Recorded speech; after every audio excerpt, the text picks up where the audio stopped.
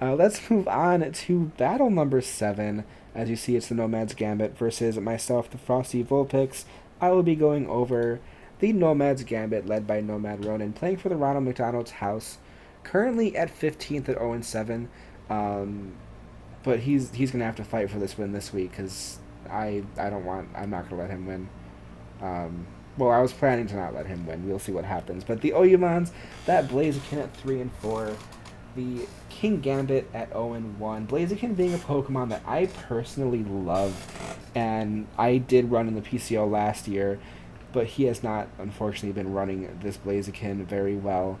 Um, he hasn't been playing it as a revenge killer. He's been playing it as a switch in, which is interesting. But do you, my friend. You Pokemon here, the Lucario at 1-2. Unfortunately, Lucario has not been brought as much. Lucario is one of my favorite Pokemon again. Such a good Pokemon, just not really getting the knockouts. And the Chestnut at 5-4, leading the team in knockouts here. The Arubons with the Alolan Sandslash at 0-3. Alolan Sandslash, again, another one of my boys. I love it. The Kingdra at 1-2, and the Samurott is at 1-4. We see the Enumons with this Magneton being at 0-3. Unfortunately, not being able to get knockouts, but it really wasn't meant for knockouts. It's been doing good at setting up screens as it probably should be with its sturdy ability. Cacturne and Kingler are each at 0-3. And you Pokemon, get some knockouts. Come on now. The two Mons of this team, though, being the Midnight Lycanroc at 2-3. Again, another one of my boys. Just unfortunately unable to get to any knockouts here. The Golem is at 0-1. The Honchkrow at 3-6, and the Frogadier at 0-2. What do you think of this team? It's a lot of Pokemon I really love in this team. I'm hoping to see them do stuff again, especially Lucario. I love Lucario so much. Yes, I feel the exact same. I want... Also, Honchkrow. I love Honchkrow so much. I want more Honchkrow in my life.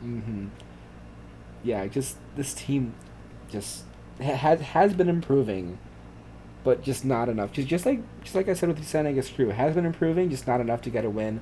But they got quite the hill to climb. I can say this because we're friends, but I don't want him to win because he's against me. If you like to introduce my team, because I don't like doing it.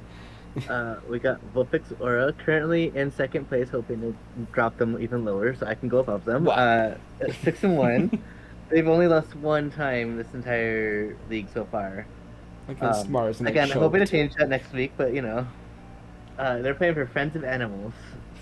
Their OU Pokemon is gonna be Masquerada, Ninetales, Alolan. Like, they're two namesake Pokemon, their favorite Pokemon, and need to have them. I'm so happy to have these two Pokemon.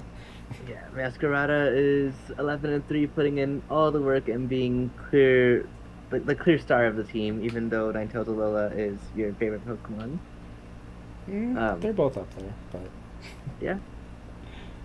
Masquerada is honestly terrifying, and I have to figure out how to battle that next week, 100%. But what if I don't bring it?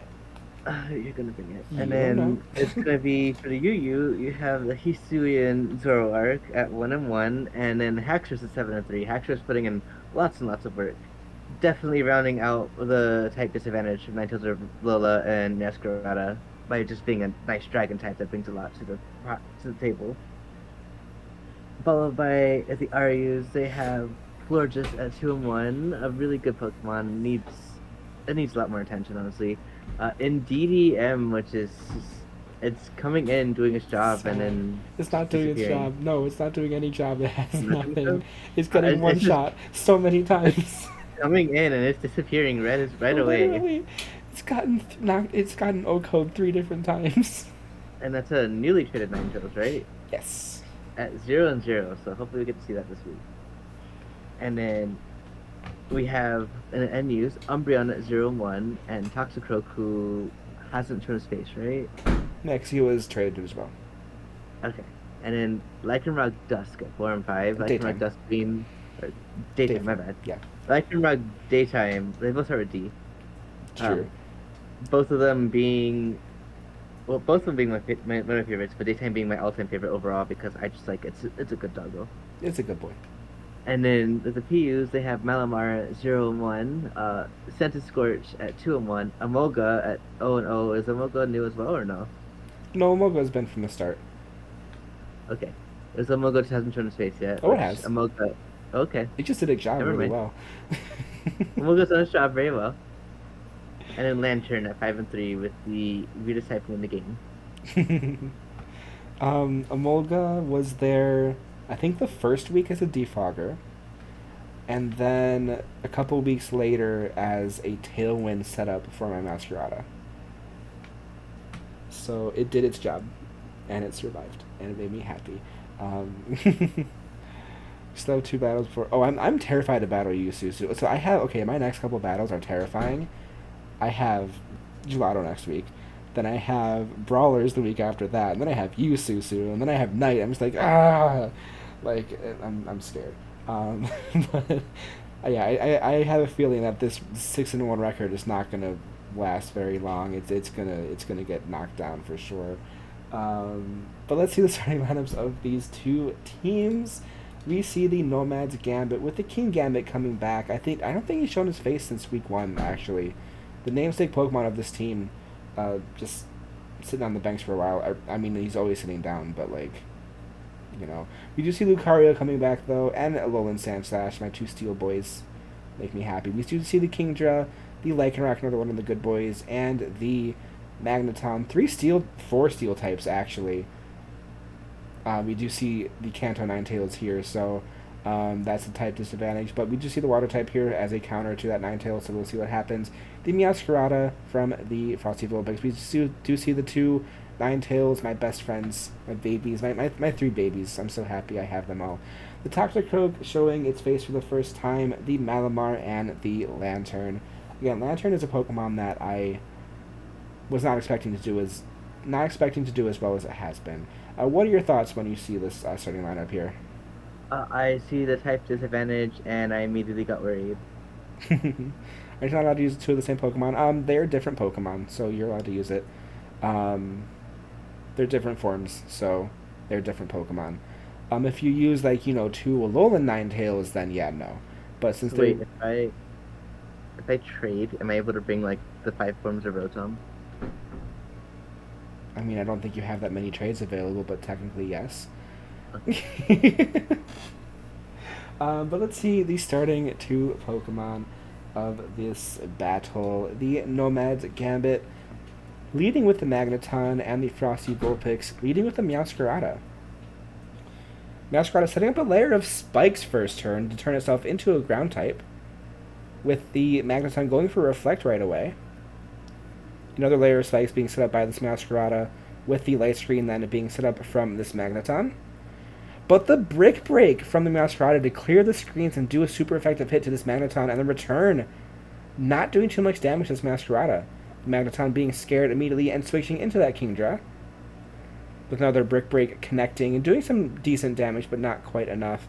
But the Play Rough is able to take down the Kingdra before it has the chance to even move. The Midnight Lycanroc showing up. Heavy duty boots because it did not take any damage. The Brick Break doing some damage, but not enough. With a Fire Punch, the burn would have been huge here, but it did not connect with the Brick Break, able to take down the Lycanroc. The Alolan Sandslash comes in. Meowscarada switching into the Cantonian Ninetales to get the sun set up, with the Aqua Tail coming from the Sandslash, doing some pretty good damage, but in the sun it did not do enough to take down this Ninetales. The Ninetales outspeeding, going for a Flamethrower, though the quad effective hit, taking down the Sandslash. The King Gambit coming back, not running Supreme Overlord, so the Flamethrower was able to just one-shot the King Gambit as well. Magneton coming back, getting hit by the spikes, and a Flamethrower to burn it off the field. And just Lucario left.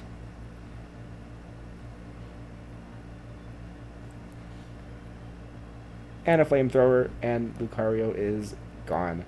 The Frosty Vulpix with my first 6-0 sweep of the season.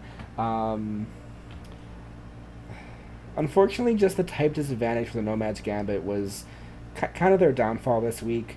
So many Steel types, And with the Brick Break and the just the fire type with Ninetales, and Toxstroke being a fighting type too, just unfortunately, the type disadvantage was there.